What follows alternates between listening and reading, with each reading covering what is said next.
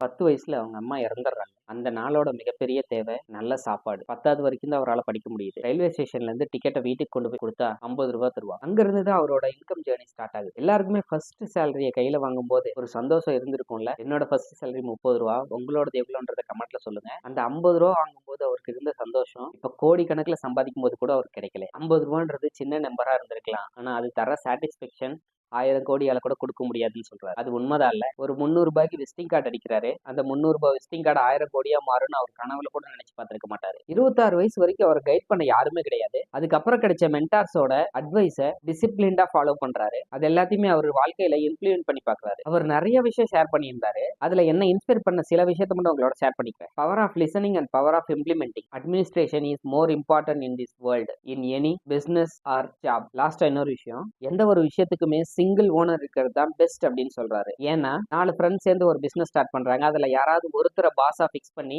அவரோட டிசிஷனை ஃபைனல் டிசிஷனா எல்லாரும் அக்செப்ட் பண்ணிக்கிறாங்க. இந்த பிசினஸ் ஃபார்முலா சக்சஸ் ஆகுது. அதே மாதிரியே 4 ஃப்ரெண்ட்ஸ் சேர்ந்து பிசினஸ் ஸ்டார்ட் பண்றாங்க. அதுல ஒருத்தர் சொல்றது இன்னொருத்தர் அக்செப்ட் பண்ணிக்காம ஆர்கியூ பண்ணிட்டே இருக்காங்க. இதனால அந்த பிசினஸ் சேல் ஆக முடியாம டிராப் ஆகிட்டே இருக்கு. இதனாலதான் சிங்கிள் பர்சனாவே அவரோட எல்லா பிசினஸையும் ரன் பண்ணிட்டு இருக்காரு. யாரை பத்தி சொல்லிட்டு இருக்கேன்னு நினைக்கிறீங்களா? அடிஷியாவோட ஃபவுண்டர் MV மணிகண்டன். இது இன்ஸ்பைரிங்கா இருந்தா கமெண்ட் பண்ணுங்க. அப்புறம் நாளைக்கு பார்க்கலாம்.